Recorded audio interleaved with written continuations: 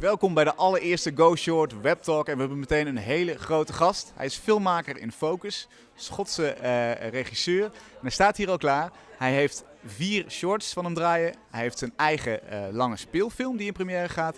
En bovendien heeft hij nog een blok geselecteerd van films die hem inspireren. Volop mogelijkheden dus om te zien, maar ik ga vandaag met hem praten. En daar is hij, Paul Wright. Please come next to me. Hi, how you doing? Hello. Good to have you. Hi, nice seeing you. You doing here? How is it here in Nijmegen for you? That's great. Yeah, I just got in a couple of days ago, but no, I've been having a good time, and yeah. I just told the audience that we will be showing your feature film here. Yeah. Previously, you made 4 shorts. Uh-huh. Why did you leave the short? Yeah. I think to me, it's all just about for each story, how long it deserves, really. And I think, for this particular one, it was feature. It kind of cried out to be a feature, I think. So I went for that, and also, try to make a living as well. Try to obviously to reach a wider audience, and to kind of. And you can do this by making feature films. They receive more attention. I think in general, it's like it's something that I think's a shame, but especially in the UK anyway, it's only really film festivals that showcase short films and stuff. Whereas, obviously with features, you've got cinema or DVD and all this kind of stuff. So it's about reaching a wider audience, I suppose.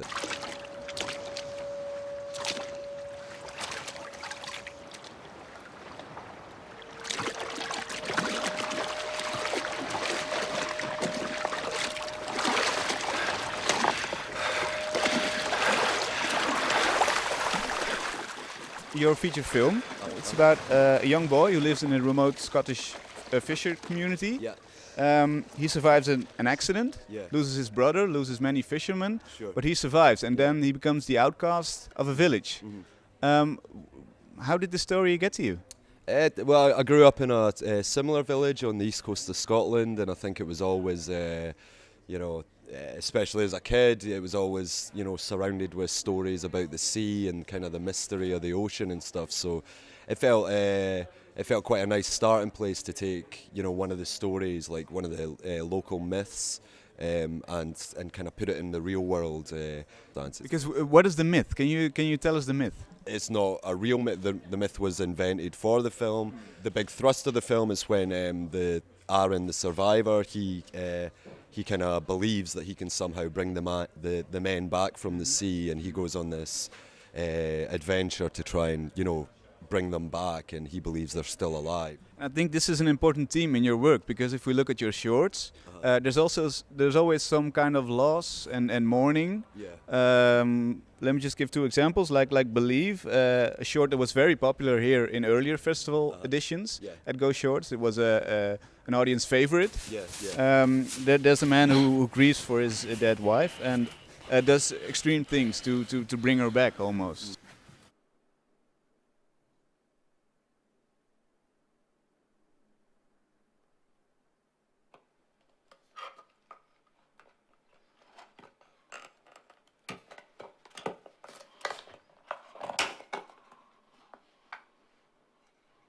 It was the same with Hikikomori.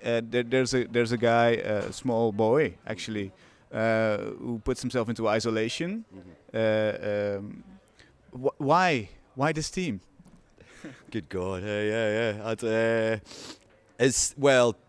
don't know. I think it's like when I was growing up, when I was around 14, I lost my father, and I think at that age it was really.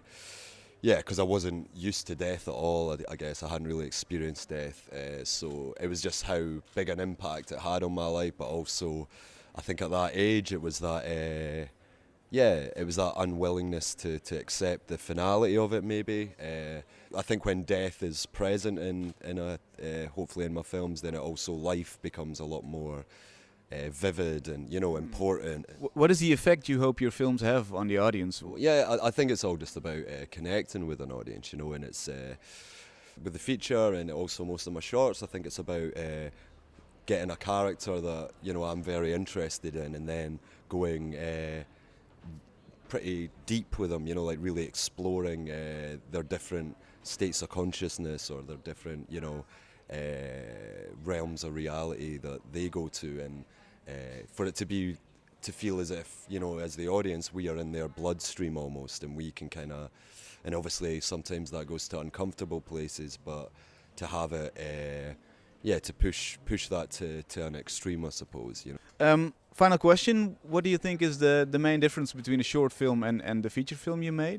I think with the feature film, it was about because obviously the style that I use in my shorts, it's quite fragmented, and you know, it's like there's scenes in it for sure, but there's a lot of it that is more you know, a kind of mosaic of images, and you know, with a feature film that's more of a challenge than with a short, and yeah.